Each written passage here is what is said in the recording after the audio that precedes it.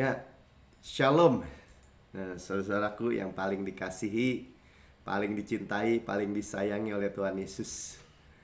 Ya, kita jumpa lagi dalam Bible Study menjalani hidup berserah. Live a let go life ya. Menjalani hidup berserah itu sama-sama katakan, saya mau bebas dari stres, khawatir, dan gelisah. Ya, kita di tengah-tengah dunia ya sedang krisis pandemi ke seluruh dunia, belum pernah ada terjadi kayak gini ya. Kemudian jadi krisis keuangan kan, ekonomi, finansial, inflasi, mata uang jatuh, daya beli kurang.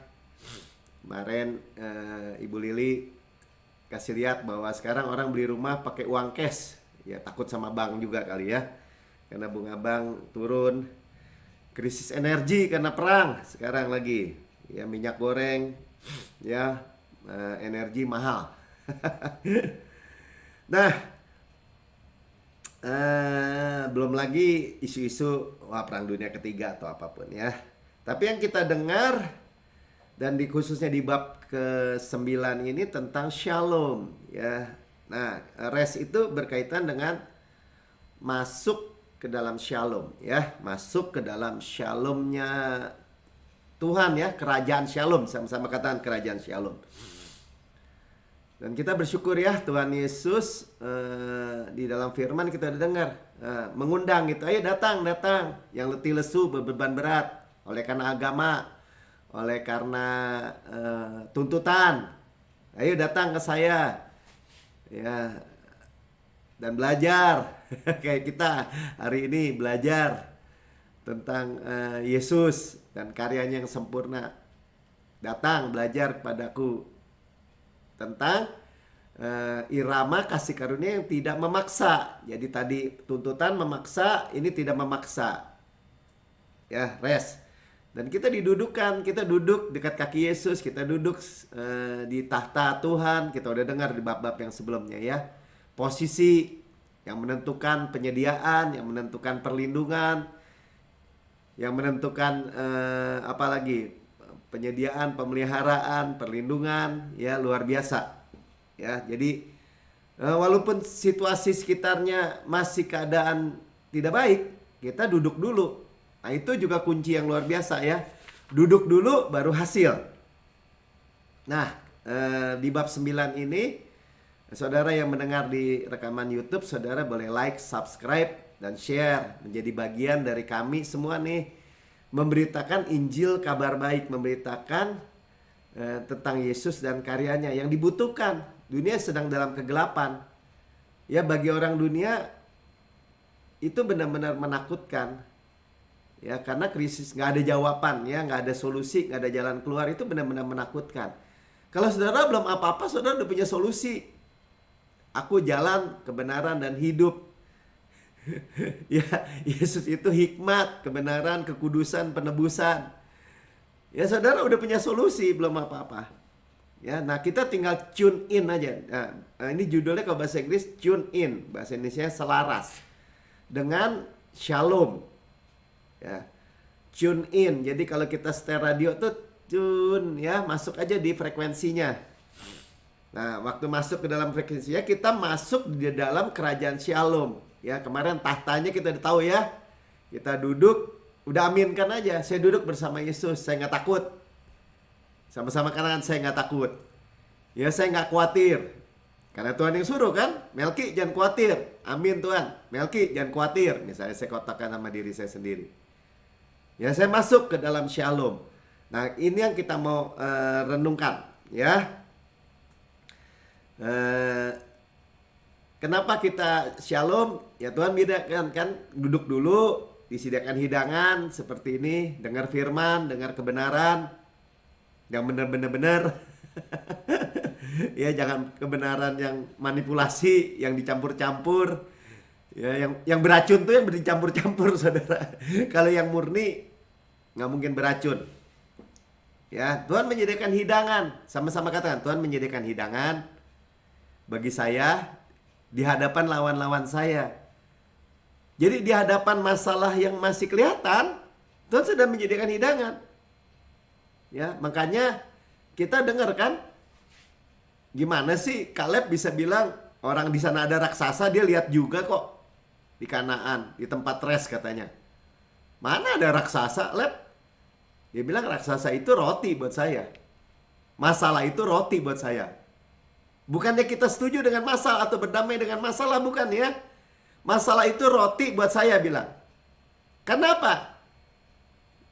Ketika kita lihat tantangan, misalnya masalah krisis keuangan, kita bilang, rotinya apa? Tuhan Yesus datang supaya saya beroleh hidup dan berolehnya dengan segala kelimpahan. Tuhan Yesus kaya, rela menjadi miskin supaya saya yang miskin menjadi kaya karena kemiskinannya. Nah itu roti kan? Wah, penyakit Pak Melki gini. Oh, rotinya apa? Tuhan sudah menanggung segala penyakit saya. Segala kesakitan kita sudah dipikul. Oleh bilur-bilurnya saya sudah sembuh. Kita damai nggak? Damai. Tenang nggak? Tenang. Ya? Amin. Ya, jadi bab ke-9 ini kita mulai dengan sama-sama katakan pergi ke dalam shalomnya Kristus ya. Shalom itu damai sejahtera Kristus.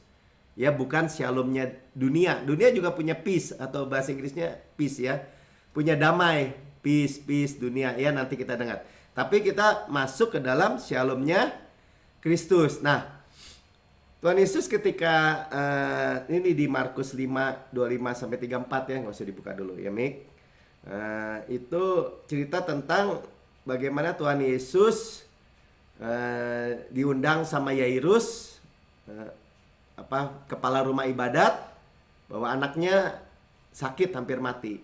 Nah, dalam perjalanan singkat cerita, orang berbondong-bondong ikut, ada perempuan 12 tahun pendarahan, berdesak-desak ikut desak-desak dan memegang jubah Tuhan Yesus. Ya, dan dia bilang kalau saya jamah aja jubahnya saya sembuh nih. Nah, itu artinya apa? Karena dia dengar, dia pegang dan mengalir kuasa kesembuhan. Nah, kita mau lihat ya peristiwa ini dan kita lihat dari sisi apa yang dimaksudkan masuk ke dalam shalom. Ayat 25. Adalah di situ seorang perempuan yang sudah 12 tahun lamanya menderita pendarahan. Ya, kalau orang perempuan menstruasi itu sebulan sekali, tapi kalau 12 tahun nggak berhenti-berhenti, ya kebayang lah. Ya, kalau saya lihat kadang-kadang anak saya menstruasi aja, aduh gitu ya. Tetap didoain ya, nggak ada sakit yang seperti itu. Tapi 12 tahun. Ya pasti darah banyak keluar, pucat pasi, dan menderita. Ya, kurus kering.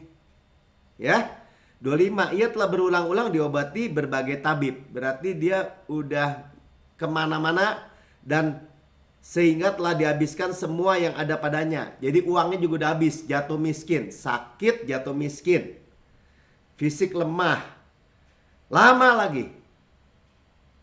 Namun sama sekali tidak ada faedahnya, nggak ada perubahan. Malah makin sebaliknya keadaan makin memburuk. Jadi kalau kurva terus menurun. Nah, itulah keadaan perempuan kedapatan berzina. Benar-benar bangkrut, benar-benar habis-habisan. Sakit. Nah, kemudian dia mendengarkan berita-berita tentang Yesus dan dia jamah Yesus. Ya, dan mengalir kesembuhan lewat Yesus. Kita udah tahu. Nah, ketika dia melakukan itu, dia memiliki resiko apa? Dirajam, saudara. Kenapa? Kan semua mungkin orang jadi sadar kan, nih orang kan pendarahan. Kemarin kita lihat. Nah, kalau dia itu tidak ditolong oleh Tuhan, bukan mati karena pendarahan, mati dirajam bisa. Karena najis kan? Orang yang mengeluarkan darah seperti itu. Dari menstruasi itu dalam keadaan najis menurut hukum Taurat. Nah, Tuhan Yesus berpaling kepadanya, ayat 34, maka katanya kepada perempuan itu, hai anakku, imanmu telah menyelamatkan engkau. Ya, jelas ya, keselamatan itu hanya oleh iman.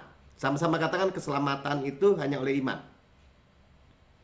Ya, iman itu apa? Tangan terbuka yang menerima. Makanya saudara damai banget hidupnya ya. Sejahtera banget nih hidupnya. Dan keselamatan yang kita terima itu soteria ya. Mencakup apa? Mencakup semua. Keutuhan. Segala aspek. Perlindungan, pemeliharaan, kesehatan, keuangan, semua aspek. Saudara diselamatkan. Ya, saya akan statement dengan tegas. Saudara jangan mau pernah dengar bahwa keselamatan saudara bisa hilang. Siapapun, pendeta apapun yang ngomong, saudara nggak usah aminin.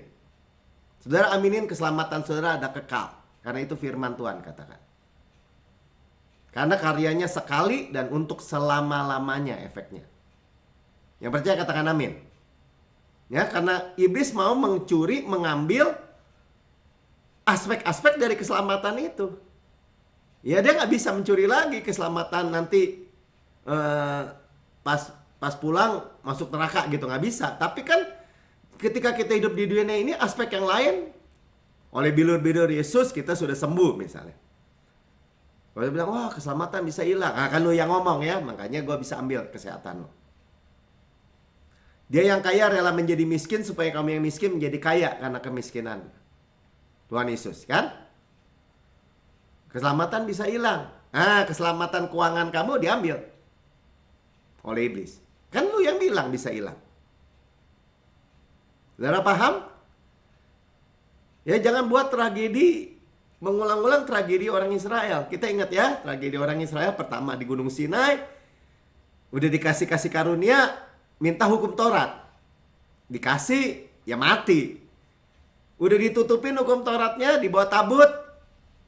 Sampai di Kades Barnea, bukannya masuk, malah kirim pengintai. Janji Tuhan bukan diaminin. Tapi janji Tuhan dipertanyakan gitu. Oh masa sih kita masuk dudukin negeri yang begini baik?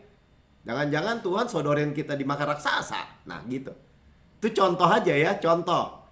Contoh perkataan busuk gitu ya. Kabar busuk tuh kayak gitu.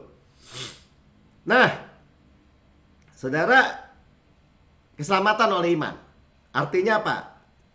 Keselamatan kita satu paket. Sama-sama katakan. Ya, keselamatan kita kekal. Gak berubah. Kecuali Yesus berubah, baru bisa berubah. Yesus gak berubah, posisinya tetap. Dia kepala kita, kita tubuh. Keselamatan kita utuh, komplit, whole. Amin. Pergilah dengan selamat. Sekali lagi dikatakannya, pergilah dengan selamat. Nah, ini pergilah, go, is eirin. Ya tuh, ya ditulis ya. Ke dalam shalom. Masuk ke dalam shalom.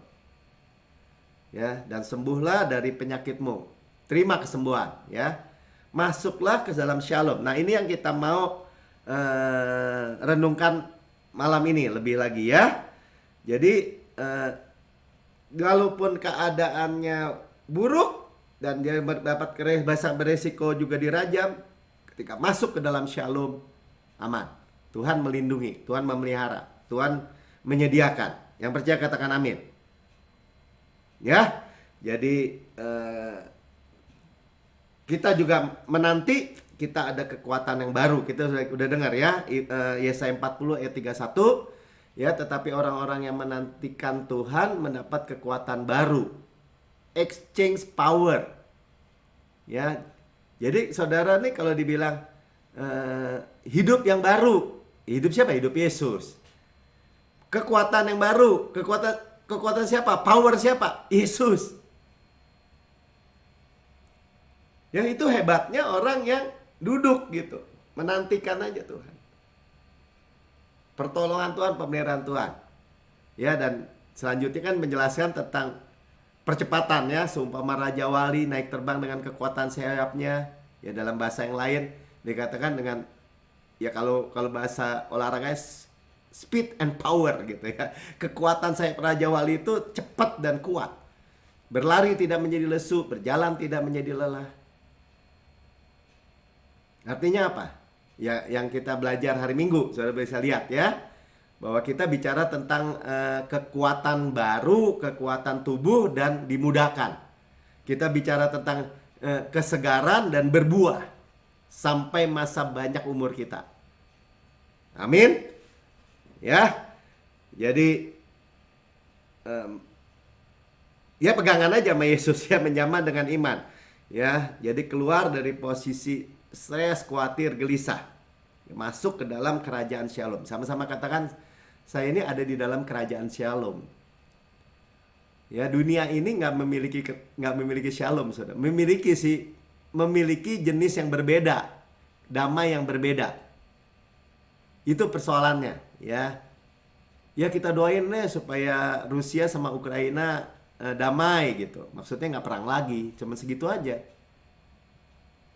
Nah tapi kerajaan damai di tengah-tengah, ya sering kali dibilang ya, di tengah-tengah badai, ya gambaran badai yang bergelora, gombak gitu. Di Bukit Karang itu ada sarang Raja Wali, di mana anak-anak Raja Wali di bawah kepak sayap Raja Wali merasa apa? Merasa damai. Nah itu Shalom jenis Yesus tuh.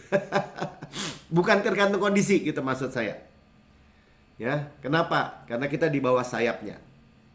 Ini yang Tuhan Yesus wariskan, saudara ya. Ayo kita baca Yohanes 14 ayat 27.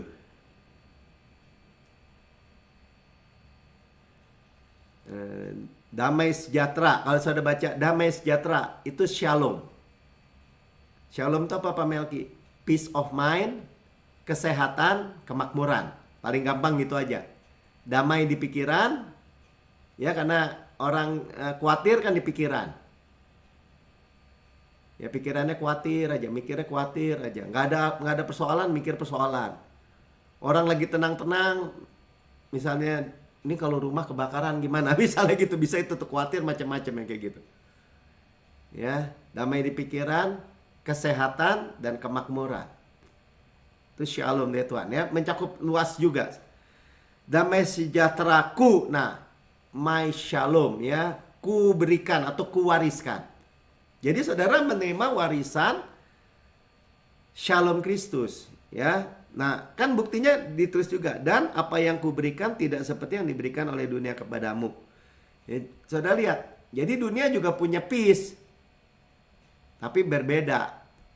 Ya, janganlah gelisah dan gentar hatimu tuh ya. Jadi pikirannya jangan khawatir, hatinya jangan gelisah.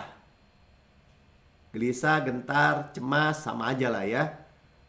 Makanya ketika kita belajar menjalani hidup berserah, kita bebas dari tubuh yang stres, pikiran yang khawatir, hati yang gelisah atau cemas.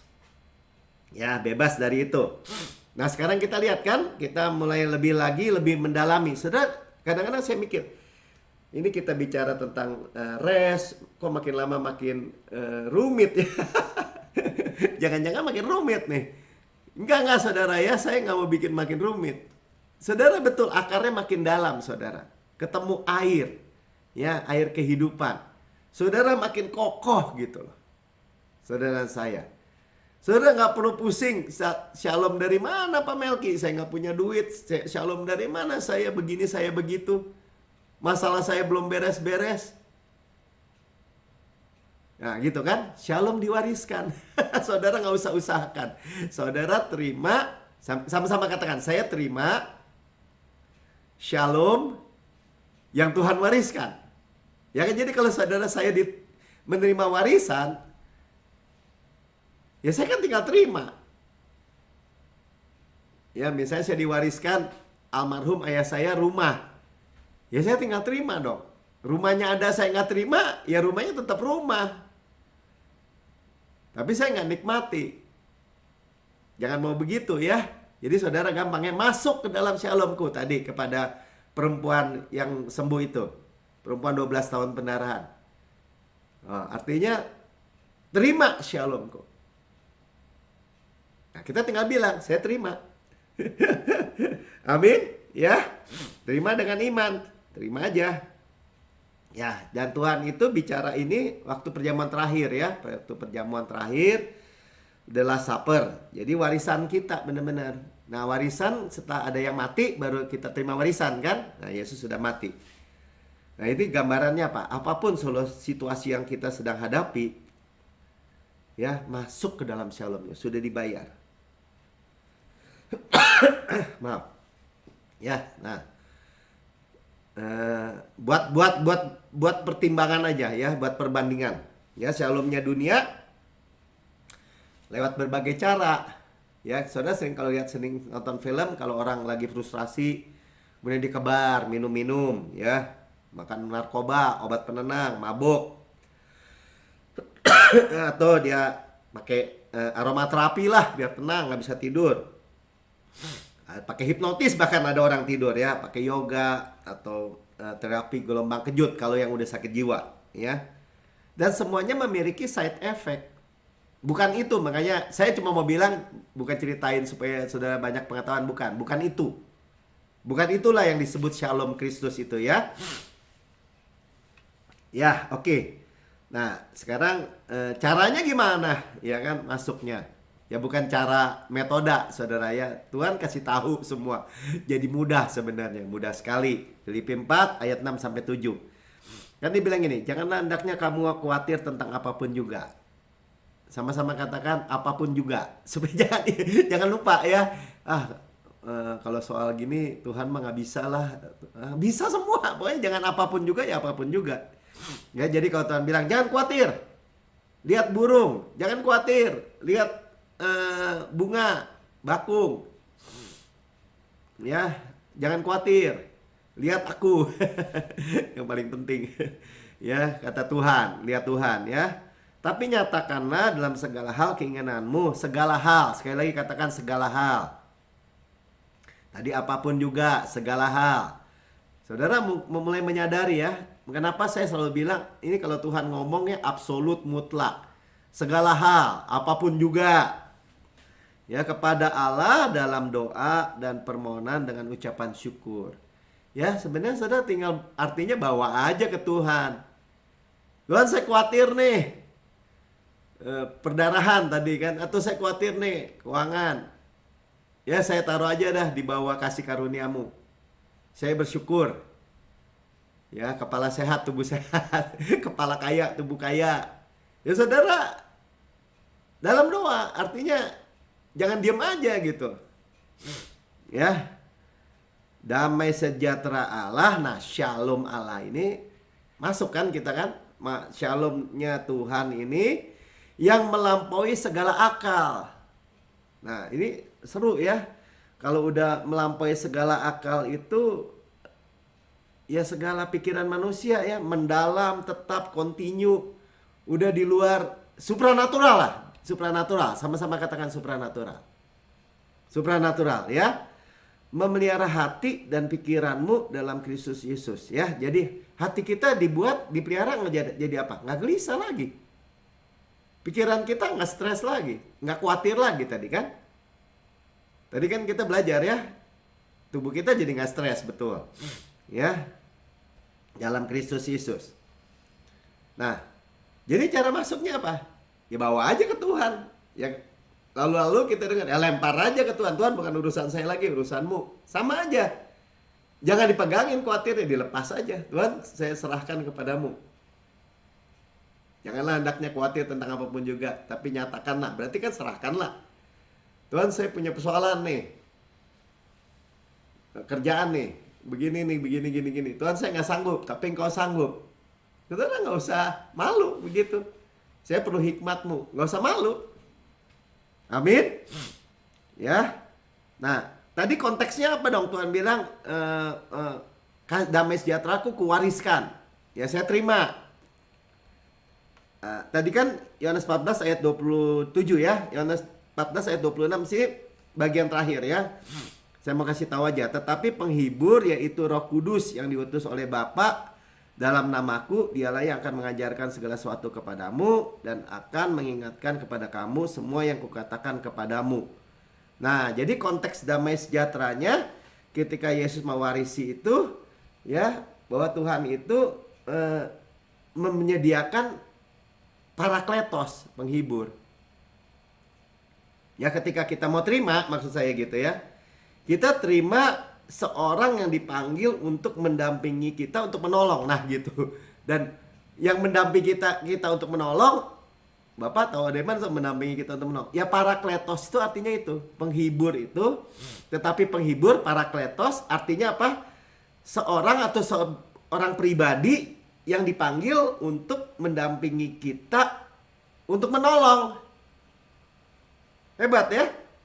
Bukan untuk merongrong, itu yang pasti dulu. Bukan untuk mendakwa, itu yang pasti dulu. Jadi kalau saudara nih dengerin khotbah nih penghibur, Roh Kudus, dia sebutnya penghibur, Roh Kudus, tapi kerjanya apa? Menegur, mendakwa, mengingat-ingatkan dosa. Saudara jangan aminin, udah gitu aja. Ya, dia dipanggil untuk mendampingi. Parakletos itu artinya itu.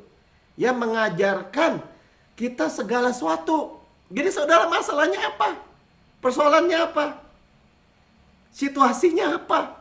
Orang segala sesuatu, kalau roh Allah, roh Tuhan, masalah pernikahan, masalah keuangan, masalah anak, masalah kesehatan, semua, sapu tangan semua. Amin. Sekali lagi katakan, Roh Kudus mendampingi saya, menolong saya. Tahu segala sesuatu. Dia menciptakan segala sesuatu dengan firman. Ya pasti beres. Katakan pasti beres. Amin. Ya, duduk, makan, dengar. Hidangan raja. Oke, Tuhan Yesus memberkati. Saudara yang mendengar di YouTube channel, saudara berkata, wah, saya mau tuh hidup yang seperti itu dalam damai sejahtera. Dan saudara katakan saudara belum pernah menerima Yesus sebagai Tuhan dan Juru Selamat saudara secara pribadi.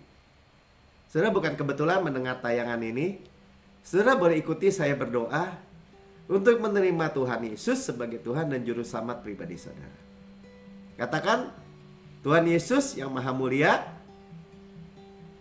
saya menerima Engkau sebagai Tuhan dan Juru Selamat saya. Dengan mulut saya mengaku, dengan hati saya percaya bahwa Engkau sudah mati buat saya, dibangkitkan, duduk di sebelah kanan Allah Bapa, dan mendudukkan saya bersama-sama dengan Engkau. Sekarang saya mewarisi apa yang Engkau punya, saya punya. Saya mewarisi damai sejahtera-Mu. Dan damai sejahtera-Mu melampaui segala akal, memelihara hati dan pikiran saya. Saya tidak khawatir lagi, saya tidak gelisah atau cemas lagi. Saya anak yang paling dikasih oleh Tuhan. Dalam nama Tuhan Yesus, amin.